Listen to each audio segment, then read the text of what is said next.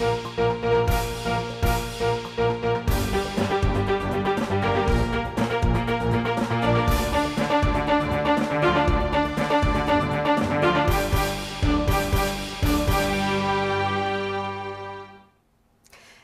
and a very much welcome to the talk show on Contemporary Matters. I am Siksha Sharma, and this time we are here with yet another interesting topic. And this time we are talking about the space mission, the NASA's Pluto mission that was launched in 2006 and reached there in 2015. And we are here, we have invited here in our studio Dr. Henry Throop. He's a NASA scientist and a Planetary Science Institute of the USA, and also he is part of the New Horizons mission of the NASA. Please welcome to our studio. Namaste. Thank you so much for having me here. Yeah, tell us more about the mission. So this is the first mission to the outer solar system, to explore the furthest planet in the solar system, which is Pluto. And so this is a Pluto. If you look at our solar system is made up of a bunch of different planets. We have the planets that we all know and love: Mercury, Venus, Earth, Mars at the center, and those are all made out of rock. Then further out, we have the gas giant planets, which are Jupiter, Saturn, Uranus, and Neptune, and those are made mostly of gas. And Pluto is kind of the odd one out. It's so far away from the sun that things get colder and colder the further you get out, and so it's mostly made of ice. Okay. And so it's the smallest of the planets, and it's the coldest of the planets, and it's the most ice-rich of the planets. It's also unique because before our spacecraft went there, it's the only one that we had never, ever explored. And so the best pictures that we had of Pluto were from the Hubble Space Telescope, but all you could see was a fuzzy, fuzzy blob. And our spacecraft went by about 3 years ago and took amazing pictures which revolutionized our knowledge of the outer solar system. So this is the first ever mission to Pluto. That's right, that's right. Okay, so that means since you said it's very, very far from the Earth and the ice only that you can get there. So the life is not imaginable. This is not a mission which was searching for life. Okay. NASA is really interested in searching for life, and I'm personally really interested in searching for life. I hope that we find some life either in our solar system or another solar system sometime soon. But at Pluto, it's very, very cold. That means chemistry happens pretty slowly, much more slowly than it does here. Chemistry happens best in liquids as well, and we don't have very much in the way of liquids at Pluto because it's so cold. So there are much better places to look in the solar system for life, like you can look on Mars, you can look on the moons of Jupiter, the moons of Saturn. Those are much better places to look for life. Places for life, yes. And so tell us more interesting fact about the Pluto. So when we started our mission, it took us about 10 years to just get the mission started. This means convincing Congress and convincing NASA and convincing, working with other astronomers to build the case for the mission, to show that, like, Pluto is interesting enough and compelling enough that we really need to send a mission out there. This is not an inexpensive mission. It's about $700 million mission, paid for by NASA, paid for by the U.S. government, and this is a lot of money to invest in going to Pluto. We don't do this so that anyone's going to get rich from it. We don't do it because Pluto can be mined or anything like that. We do it just to expand human curiosity, and we want to know what the solar system's made of. Everybody on Earth wants to know, where we came from, what our origins are, what the origins of the solar system are, and this is a mission which is really helping to piece that together. So, are there any other planets beyond Pluto? Yeah, so that's really interesting question there. It used to be that you would say no. That's why we learned. Yeah. There are 9 planets. Yeah, you might have learned in school that there were 9 planets, right. And in the last 20 years or so, we found some other objects which are kind of like Pluto, but further out. Now, all of them are a little bit smaller, a little bit further out. And for right now, we're calling those objects Kuiper Belt objects. And we call this whole region the Kuiper Belt. Which is this region out beyond Pluto. And Pluto is sort of the largest of the Kuiper Belt objects. Right now, many people call Pluto a planet and call the other things Kuiper Belt objects, but they're all, they're all kind of variants on the same thing. They're small icy bodies at the outer edge of the solar system. And by small, Pluto's about 1,000 kilometers across, so it's more or less the size of our moon.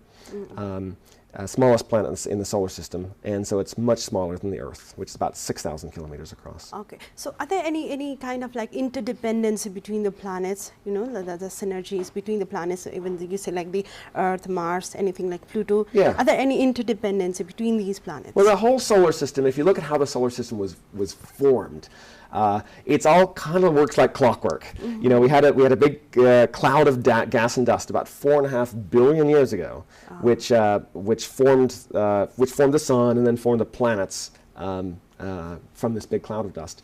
And all these planets have been on orbits. You know, where we see the planets, their orbits now, is not where they've been throughout that whole time. For instance, Jupiter is kind of a big bully. Jupiter is the biggest planet in the solar system, and Jupiter and its friend Saturn have moved around and shoved around all the other planets quite a bit through their history. And so it really is it's kind of a network of planets rather than 8 individual planets, or nine individual planets. 9 individual planets, yes. And so it took like nearly 10 years to reach Pluto, right? Yeah, so... You sent the mission, spacecraft in the beginning of 2006. That's right, that's right. So and so between these years, how did you monitor the spacecraft? Yeah, so we sent our spacecraft in early 2006, in January, and we basically put it on top of a big rocket. It's the smallest spacecraft you can build, essentially, on top of the biggest rocket that we could buy. And so we put it out there, and it still took 9.5 years to get to Pluto, because Pluto is 6 billion kilometers away. That's 6 billion, not 6 million, not 6,000. So it takes an incredibly long time to get. Yeah. So this, even with the fastest spacecraft that we've ever sent from the Earth, it still took 9.5 years to get out to Pluto. So we were monitoring it the whole time. This is a robotic spacecraft, just to be clear. There's no people on it. It would be much more difficult to send people out there, much more expensive. You have to take life support systems, you have to take food, all these sorts of things. And so initially you didn't know even that if it supports a life or not. And it really doesn't. It's just too cold to support life. So, so yeah, we sent our spacecraft, our robotic spacecraft out there, which is, you know, it's a couple of 100 kilograms. It's about the size of this table, or so, a little bigger than this table. And so we tracked it as it goes out there. It's kind of like a paper airplane or like a bowling ball. Like you push it at first, and then most of the rest of its trip is just an unpowered cruise through space. The rocket doesn't go along with it the whole way. But it's just, you know, like a bowling ball, you push it and then it keeps on rolling as long as you push it in the right direction. So, you know, we have some good engineers who calculated exactly which direction it needs to go in to get to Pluto. And then we were monitoring it. We could make small corrections to its course, and we did that a couple of times during the mission. And how did you communicate with the device? We send radio signals back and forth with it. And so we have some very, very large radio dishes. There's one in the US, there's one in Spain, there's one in Australia. These are 80 meters across. And we use this to, it's like a satellite dish.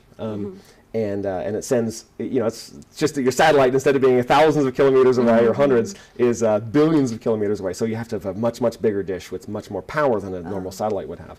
But it's the same basic idea. In fact, it's the same, you know, you can kind of think of our spacecraft as being just like your mobile. You know, the main components on the spacecraft, it has a camera, it has a radio, and it has a battery.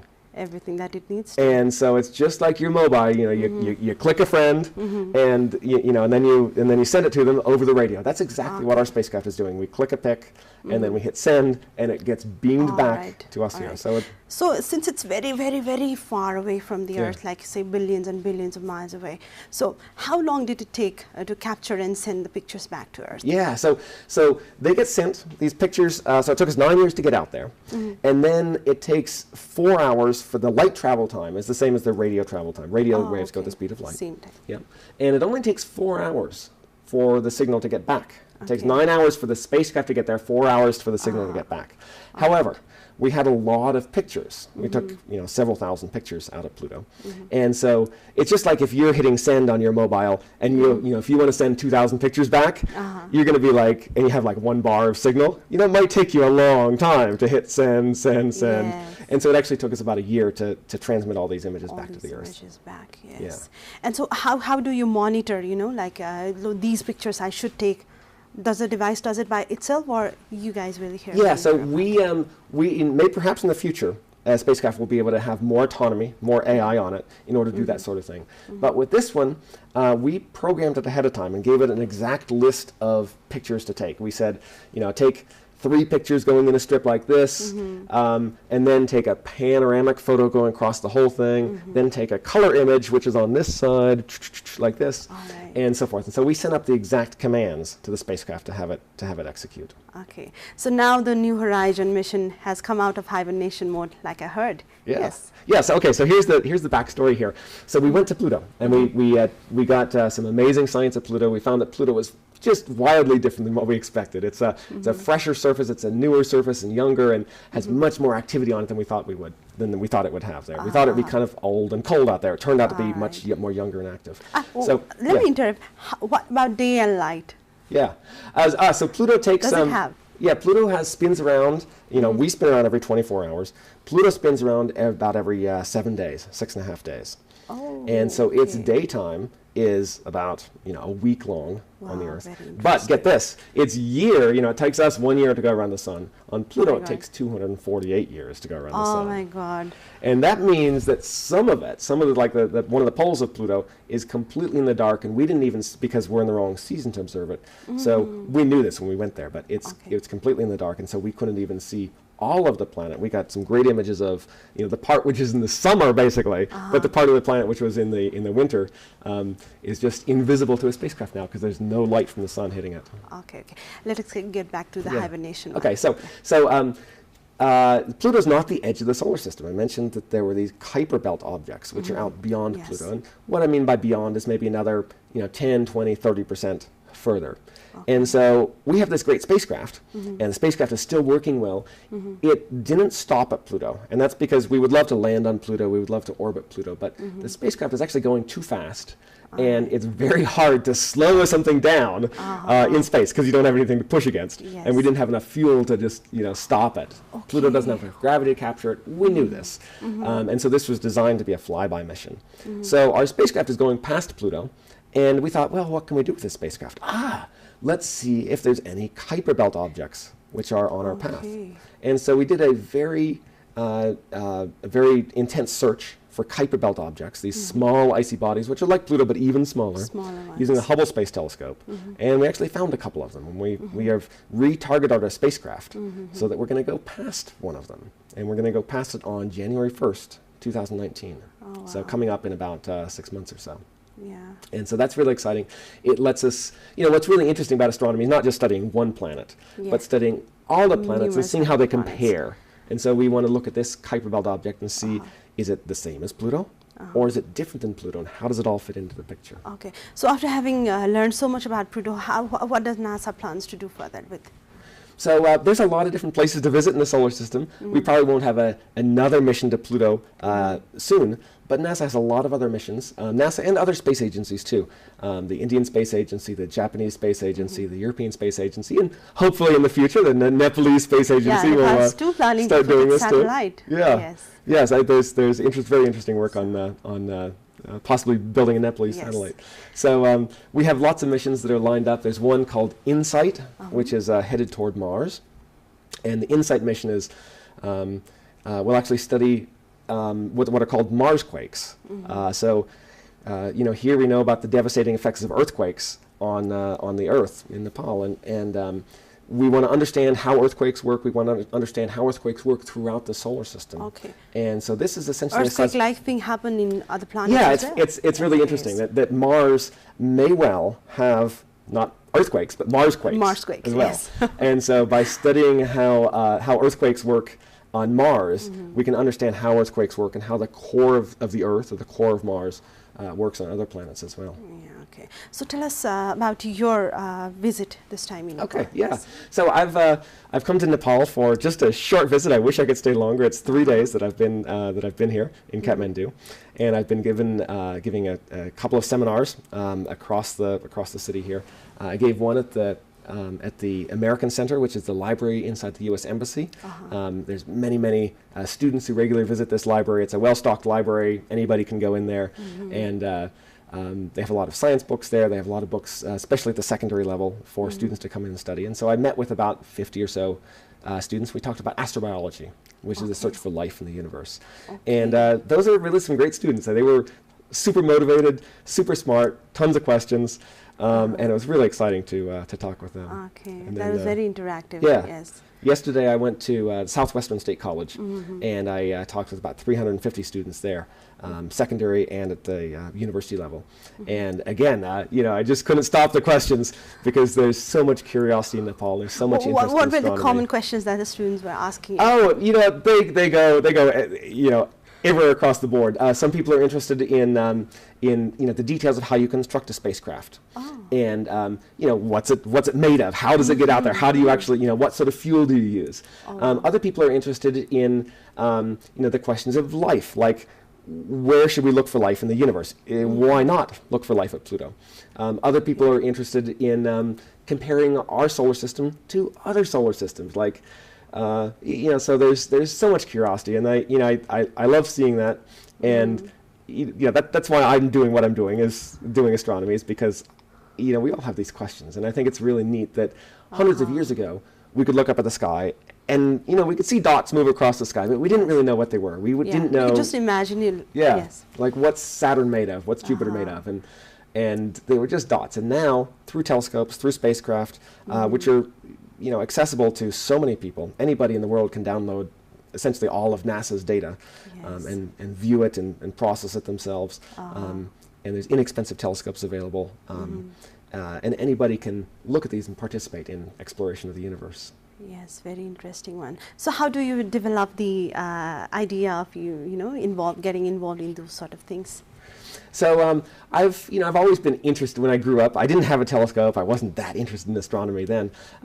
But I was always taking apart things. I was a physics major as an undergraduate, and then I entered into a postgraduate program in astronomy, and it was actually after I entered in that program that I really thought, like, wow, this is really exciting.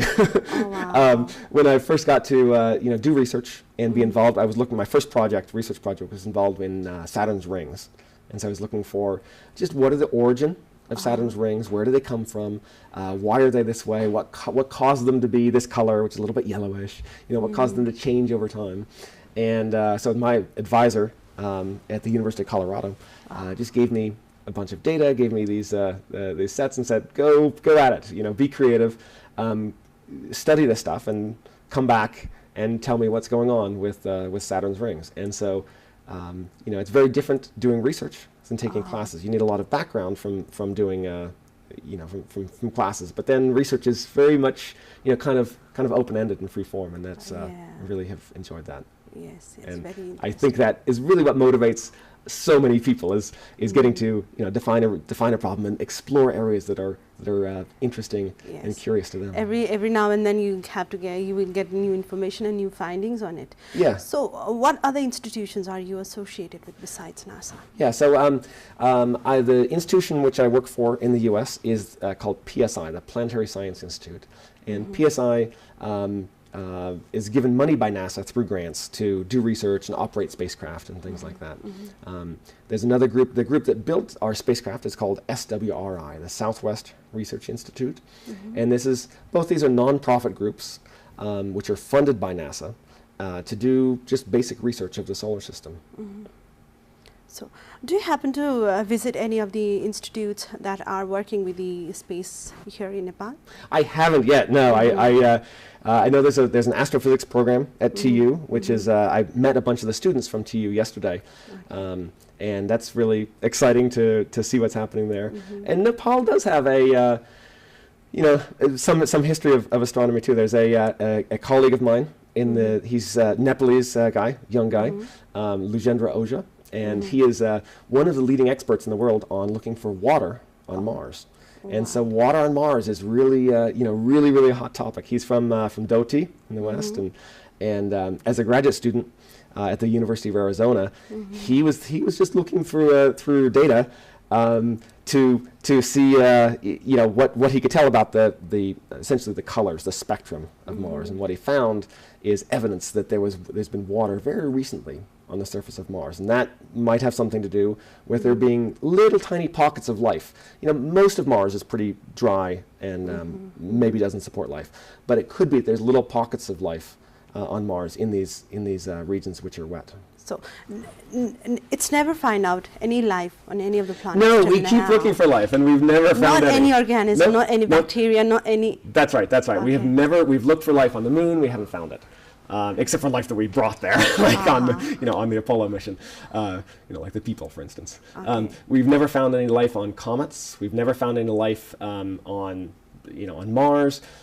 We found little hints that might be, that might hint at something, but never anything that's definitive. It's because of the water that you indicated. It could be related to that, yeah. Okay. We've, we have a lot of interest in looking for life because, NASA wants to find life. I want to find life. All of us are interested. The big question that astronomers are doing, and many people are interested in, is like, what's our origin? Where did we come from? And by looking for, are we unique in the universe? Is there life on other planets? Is there life on other solar systems? Or are we the only ones here? It's such a big question. And now we're just getting close to where we can start to answer that question. Okay. So let's go to another interesting topic. What about the aliens? Yeah, so aliens that's exactly actually the same as the last topic. Aliens and life, we're kind of saying the same thing. Okay. So you mean to say that aliens are some kind of life? Yeah. So sometimes when people are saying like, we're going to search for aliens, or astronomers would use different words. They would say we're looking for life in the universe, but it's the same thing. And we're people interpret it like for the aliens. So when we're looking for life, we're not necessarily looking for like a green person with antennas who walks around on two legs or anything like that. But we are looking for that would be a type of life, but we're also looking for bacteria or animals or fish or anything like. There's a lot of stuff that you might read about Roswell or Area 51, and these are for the most part just hoaxes. It's someone who wants to tell a story. It's someone who wants to get attention, publicity. Okay. Most of the time, when you see someone might have a report about we found a UFO flying here. Yes. It's a silver a silver disc flying above the Himalaya. Those are not true. For the most part, no. We have. It's very easy to debunk almost all of those. And as maybe not a hoax, but someone who's just mistaken. That they think that they saw something, but it turned out to be a formation of airplanes, or it turned out to be a weather balloon, or it turned out to be an atmospheric effect, which caused this. And so it can be really exciting to see these things.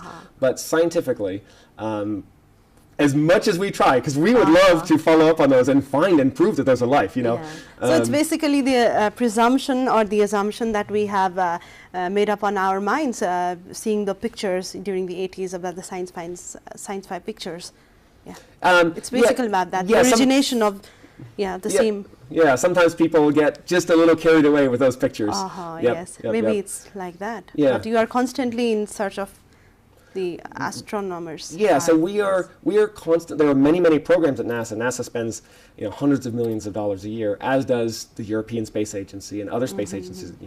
Other space agencies across the world in trying to understand the history of life and look for life. The Indian Space Agency, for instance, has a mission called the Mars Orbiter mission, which is going around Mars right now, and one of its jobs is to look for the chemical signature of methane on the surface. And methane would be really interesting because it's produced by essentially all life. Bacteria makes life, animals make life. Bacteria makes methane, animals make methane, we make methane, and so this is orbiting Mars and searching for the traces of methane. And so India is very into this search, as well as so many other countries. Okay, so let me get back to again Pluto. One more interesting question I would like to ask. Since you put the spacecraft into a hibernation mode, how did you do that? Okay, so our spacecraft is, it's right now it's operating for longer than we planned. We just anticipated that we would get out to Pluto, and now we've gone for a couple years after that.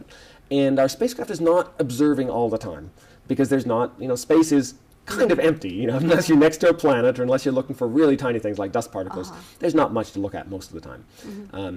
And we're not going past any stars. The stars are much further away, so they look exactly the same from the spacecraft's point of view as we do, so as it does from Earth. And so we hibernate the spacecraft just like a bear. It just goes to sleep. Sometimes it goes to sleep for a couple of months. And you didn't even know? No, we tell it. We tell it too. We tell it too, and that's basically to protect it. Because we need to just save. We want to not overuse the spacecraft. It does have we don't want to use too much fuel on it. We don't want to tax it too much, tax the electronics, And so we just intentionally put it in hibernation mode. We let it sleep, and then a couple months later, we'll send it a message to say, hey, wake up, wake up. It's like an alarm clock. And so how long did it take to wake up?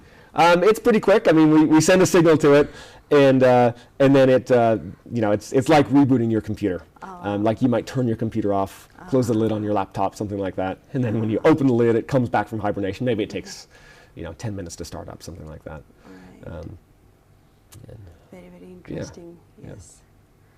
Okay. So, life in any of the planets? We keep looking, not at Pluto, too cold. But here's the interesting places to look. I mean, I think if you're looking for life, you could look at Mars, of course, because Mars is pretty dry right now, but it used to have lots of water going on it. And we can actually see these old pictures. What I mean by old is about 3 billion years ago. We have there's still canyons that were carved by the water that was on Mars. And there's not enough water now to carve the canyons there. But there was back 3 billion years ago. And so Mars used to have life. My guess is that there's probably not life on Mars now, but there could be life, like fossils of life, that is buried down deep below the surface. That is more to be explored. That would be my guess, maybe down there. You can also go to Europa. Europa is one of the moons of Jupiter. And Europa is exciting because it has a whole ocean going around it now. Okay. And so every planet has its own moon? Some planets do, some planets don't. For instance, Mercury does not have any moons. Okay. Mercury's, so our moon that we see from the Earth, it's our moon? It's just ours. Yep, it's our private moon. Yeah. Okay, private moon. Mercury doesn't have any moons. Venus does not have any moons. But Jupiter has like 50 moons, 60 moons. Oh my God. Yeah. Has 4 big ones. Oh. And a couple of those are the ones that we're really interested in looking for life, because there might be big oceans. They have ice on the surface, but then there's oceans below the ice. So it'd be kind of like looking for life below the North Polar cap of the Earth, or below a glacier. And so you have to dig down, or maybe if you sample the surface, if you look at the surface carefully enough for long enough, you can see, little changes or some emissions coming from down below or something like that, which might be evidence of life. Okay. So one more question before we close this program. So what's the use? I mean, like why moon is essential for any of the planet? The moon, it turns out on our it's not really essential. It turns out our moon actually has done some good. Our moon probably stabilizes the Earth. Makes it, if it wasn't for our moon, the Earth would actually tilt back and forth a little bit more. It probably is not a make or break deal. Life would probably exist still. It would because life tends to adapt. We still have the seasons, and maybe sometimes people, you have to dress up more in the winter, and you dress down a little bit more in the summer. But life adapts, and so even if we had, the moon helps give us kind of softer seasons and keep things more stable. But we would be okay without a moon. Mars has 2 moons, but they're very small moons, and so they don't have a big influence on it. And Pluto has 5 moons, which is really nice for such a small planet out there. Yes. We had a very nice, in this short conversation. Thank you for being with us in our studio. Namaste. It's a pleasure to be here. Thank you so much. Okay. So we talked about the space and the NASA's mission to Pluto that ended in still not ended yet. But next time we'll come up with yet another interesting topic. For now, bye-bye.